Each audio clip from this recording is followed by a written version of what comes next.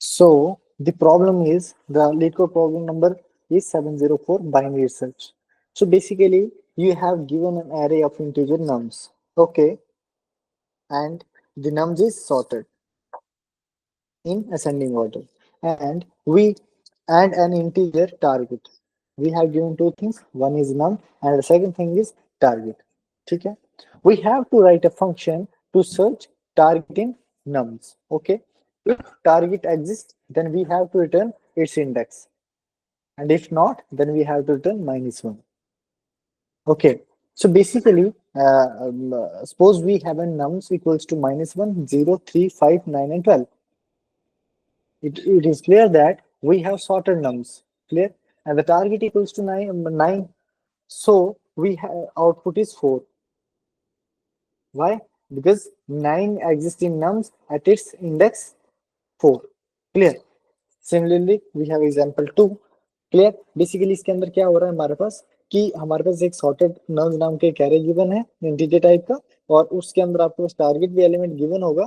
अगर टारगेट उसके अंदर प्रेजेंट है तो आपने उस टारगेट जहां पे प्रेजेंट है उस इंडेक्स को आपने रिटर्न करना है, नहीं तो आपने -1 को रिटर्न करना है. क्लियर.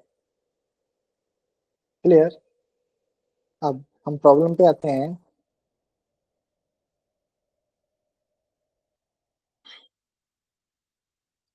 ओके, सो टारगेट सिंपल एक लूप चला लें, है ना. फॉर इंट कहां से शुरू करेंगे हम, 0 से शुरू करेंगे.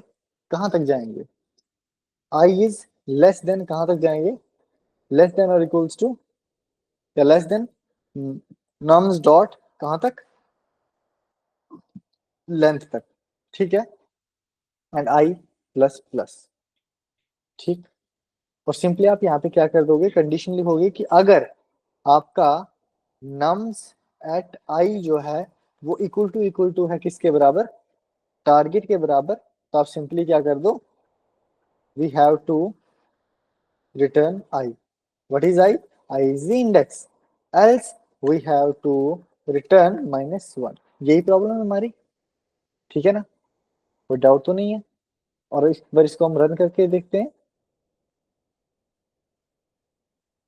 तो हमारे सारे टेस्ट केस जो है वो पास हो जाएंगे. क्लियर. एक बार सबमिट करके देखते हैं तो इसकी जो कॉम्प्लेक्सिटी है उसको आप एनालाइज यहाँ से कर सकते हैं. ठीक है ना, हमारा प्रोग्राम जो है वो सबमिट हो जाएगा. क्लियर. अब उसके बाद हमारे पास एक और प्रॉब्लम है लीड कोड की प्रॉब्लम नंबर 35. ठीक है, next problem is leet code problem number 35. okay, we have to search insert position. okay, अब इसमें हमारे पास क्या है, सॉर्टेड एरे गिवन है क्योंकि आपको पता है लीनियर सर्च ऑलरेडी मैंने पहले भी आपको एक्सप्लेन कर रखा है. ठीक है, अब आपके पास क्या है, सॉर्टेड एरे है of distinct integers and the target value. ठीक है, we have to return the index if the target is found. वही बात होगी कि अगर हमें टारगेट वैल्यू जो है, we have to return the index if target is found. हमने उस इंडेक्स को रिटर्न करना है अगर टारगेट हमको मिलता है. अगर नहीं तो return the index where it would be if it were inserted in order. Clear. अगर नहीं है तो हमने इंडेक्स को रिटर्न करना है जहां पे हम उसको इंसर्ट कर सकते हैं, है ना, क्योंकि हमारा क्या है, सॉर्टेड एरे होगा ना. ठीक है, जैसे nums इक्वल्स टू 1 3 5 6, टारगेट क्या है 5 है, तो आउटपुट सिंपल क्या आ गया 0 1 2, इंडेक्स को हमने रिटर्न कर दिया. जैसे nums इक्वल्स टू 1 3 5 6 है, टारगेट क्या है 2 है, तो आउटपुट क्या आ जाएगा 1, क्योंकि हम यहाँ पे उसको क्या कर सकते हैं, इंसर्ट कर सकते हैं 1 के बाद 2 पे ऑर्डर में, है ना. तो हमने क्या कर दिया, 1 को इंसर्ट कर दिया. जैसे nums इक्वल्स टू 1 3 5 6 है, टारगेट है 7, तो आउटपुट क्या आ जाएगा 0 1 2 3, 0 1 2 3 और 4 आउटपुट आपका आ जाएगा. ठीक है ना. You must write an algorithm with big of log n, हमारा रन टाइम कॉम्प्लेक्सिटी होनी चाहिए. क्लियर. कॉन्स्टेंट्स को भी आप एक बार देख लेना. अब इसी चीज को हम यहाँ पे सॉल्व करते हैं, तो आप सिंपली क्या कर सकते हो, लूप चला सकते हो, है ना. तो फॉर कहां से लूप चलेगा हमारा, इंट आई इक्वल्स टू 0. ठीक है, आई की वैल्यू कहां तक जाएगी, जब तक वो लेस देन ना हो जाए nums डॉट length लेंथ तक, and after that I plus plus.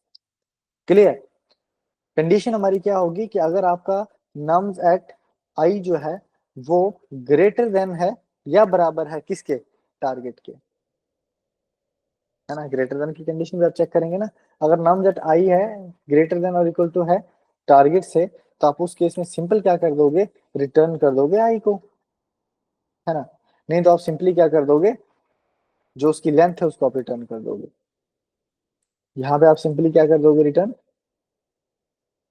उसकी लेंथ को।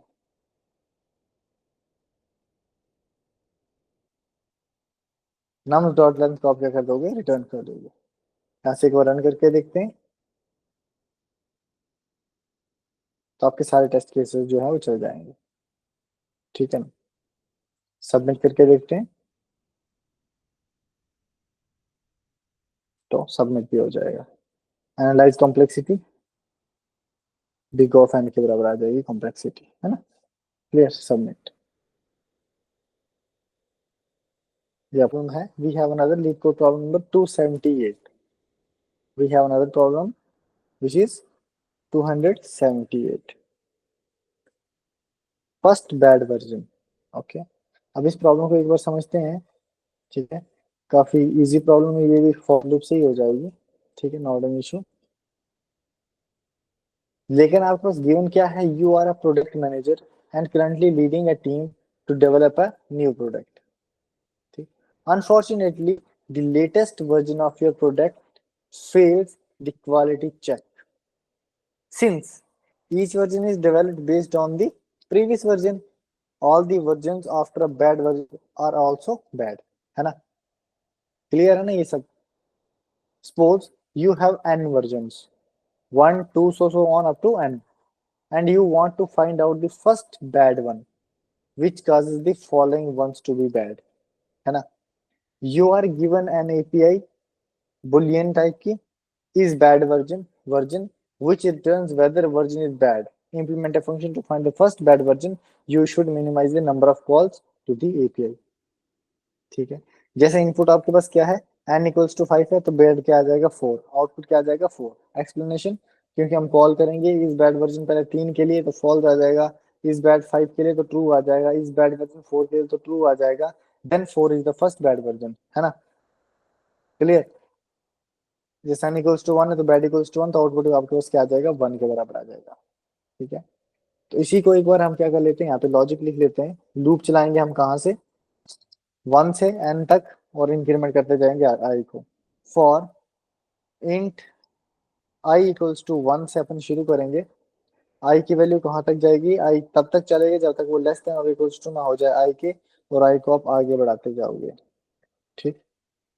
और सिंपली आप कंडीशन क्या लगाओगे कि अगर आपका क्या है, इज बैड वर्जन नाम का फंक्शन है ना आपके पास, एट आई अगर है, तो आप सिंपली क्या कर दोगे, आई को रिटर्न कर दोगे, ठीक है। वी हैव टू रिटर्न आई, नहीं तो हम -1 रिटर्न कर देंगे, ठीक है। ये हमारा लॉजिक है। एक बार हम यहाँ से रन करके देखते हैं, ठीक है ना। सबमिट, इस तरह से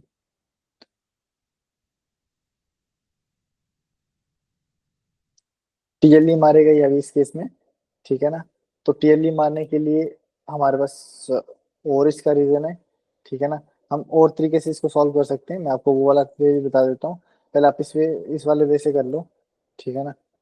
तो टाइम लिमिट एक्सीड कर रहा है, तो इस वाले केस के लिए मैं आपको बता देता हूँ कि इसको हम कैसे सॉल्व करेंगे, ठीक है ना।